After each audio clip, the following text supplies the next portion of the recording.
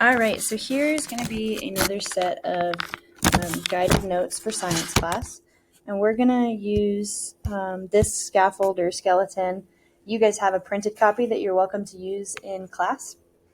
But I'd also invite you to not use it this time if you feel like you can take high quality notes on your own. Just make sure that you're using color. Go back with a highlighter over any important information that you feel that we covered.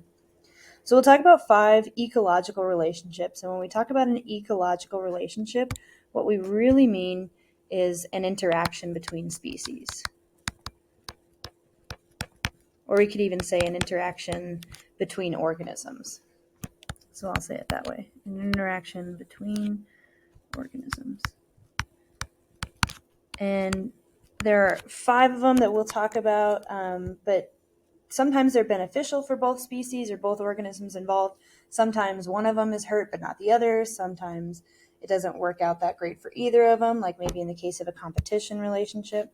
So we'll talk about all of them, but each of these has to do with how organisms, plants or animals, or fungus or bacteria interact with each other in a abiotic or biotic way. So they might be competing for resources, they may be working together to track food, things like that. So we'll talk about all of them. Here we go. A predator-prey relationship is one where one organism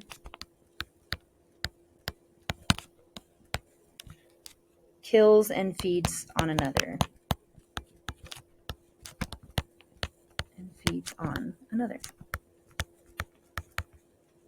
So some examples of this one would be like a wolf. I'll do this in red. For example, a wolf kills and feeds on an elk.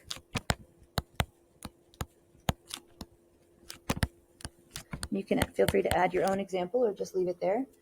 We'll talk this week during class about how do predator-prey populations affect each other.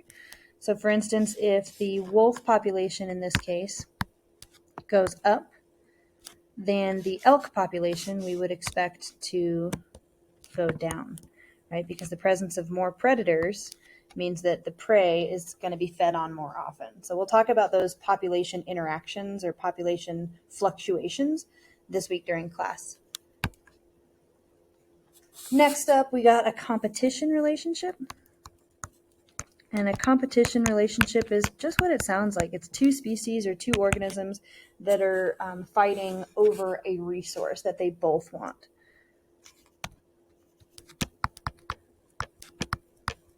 Two organisms compete or fight. Actually, I won't say fight because sometimes they're not like going to battle over it. Maybe just one gets to it faster and then the other one has to try to be faster the next time. So 2 organisms, I'll just say compete. 2 organisms compete over a biotic or abiotic resource. Some resource that they both want, that they both need, that there's not quite enough of. So it could be 2 wild dogs. I'll do my examples over here. You may run out of room. That's okay, just fill it in the side. This could be wild dogs fight over a carcass. It could be elks rutting for a mate. So that's where the elks put their antlers together and sort of battle it out to show who's toughest, who's strongest. Next up is parasitism. You might be able to spot this root there in the word, which is parasite. So this is where one organism lives on and harms a host. Oops. One organism lives on and harms its host. So it lives on a host and it's doing harm to that host. So for instance, ticks, fleas, there's even like some kind of intestinal worms. That's not how you spell that. Intestinal worms, things that live in organisms and feed on their food, so then that original host organism isn't getting the nutrients that it needs. So this is one example where one organism is benefiting, right? Any of these in this box are benefiting from this interaction, and the host is the one who is harmed as a result. The host is harmed as a result because it's either not getting the nutrients that it needs, it may be losing blood, it may have caught a disease from the flea or tick. Okay, so parasitism is one is benefited and one is harmed. Next up is mutualism. This is one we talked about recently with our clownfish and sea anemone example. So I'll add that in first. So the clownfish and the sea anemone both benefit from this interaction. So the clownfish is able to have protection by living inside the stinging sea anemone. The sea anemone also gets protection because the clownfish is kind of characterized as a grumpy fish that chases away things that come close to the sea anemone. The sea anemone gets food from the clownfish, whether it's dropping food out of its mouth or actually its poop is actually nutritious for the sea anemone. So both species are benefiting from this interaction. And when you might hear somebody talk about this as mutually beneficial. Let me go black first. So mutualism is an interaction where both species benefit. Actually, I'll just say both species benefit. I know we don't have a lot of room there on our notes. Both species benefit or are stronger or are better because of this interaction. Both species benefit. Okay, and then I'll write the word mutually beneficial, or the phrase mutually beneficial. Which means it benefits everyone involved. There were several that we talked about recently in class. There was a quick article that we read in class that had 4 different kinds of mutualistic relationships. I would recommend adding a couple of your own here, so you don't have to just have the clownfish and sea anemone example. All right, last for these relationships is commensalism. So this one's kind of an interesting one. This is where one species is, let's go back. One species is benefited. So one species benefits, the other isn't helped or harmed. It's just simply not bothered. It may not even notice that this interaction is helping the other species. So the other isn't helped or harmed. So it's not quite mutually beneficial because one is not getting the benefit, and it's not quite parasitism because one is not being harmed either. So it's not getting helped, it's not getting harmed, but one other is benefiting. So an example of this one would be dust mites that live on our eyelashes.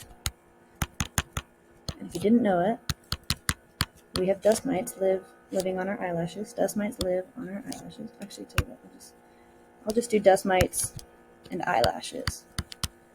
All kinds of mammal eyelashes. So if you didn't know that, it means that you've never even noticed that they were there, which means that you weren't helped or harmed.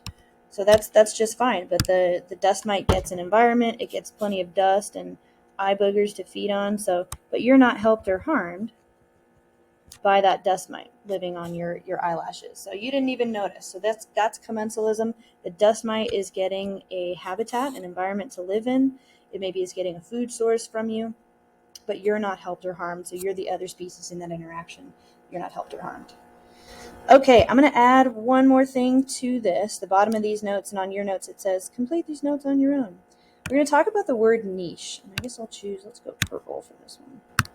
We're going to talk about the word niche. So a niche is an ecological role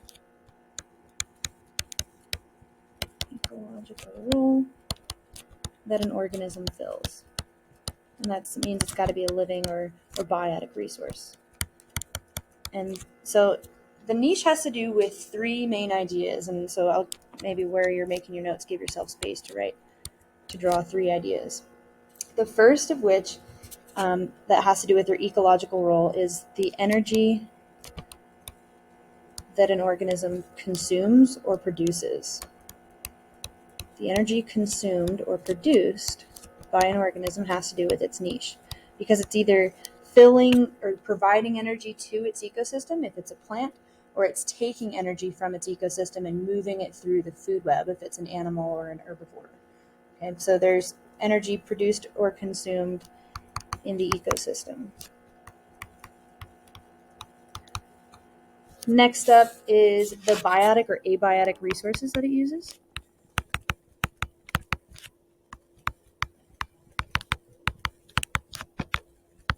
If an animal is, so like let's say imagine a beaver who's building a dam in a river.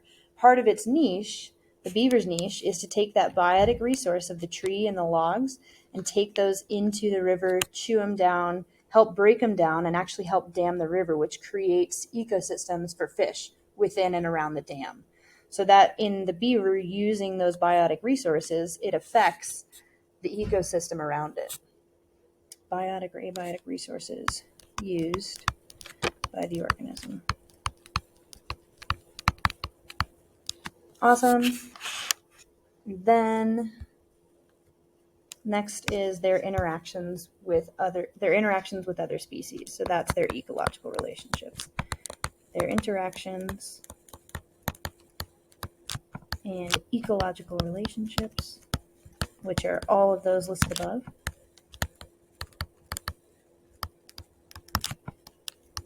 Ecological relationships with other species. And I just used shorthand with. You're welcome to use it, by the way, if you like. With, just a faster way to say with. W/. Okay, great. So these are the three things that we'll talk about at least for 6th grade that make up an organism's niche. It has to do with how much energy it's producing or consuming, what biotic or abiotic resources it's using in its environment, and how do its interactions affect other species or other organisms even in their ecosystem. All right, I'm going to stop it there. Make sure that you go back with highlighter. You need to choose, let's say 5, hint, hint, hint, or 6 important vocabulary from today's lesson or today's notes, and then take a picture after you've highlighted and add these to your notebook.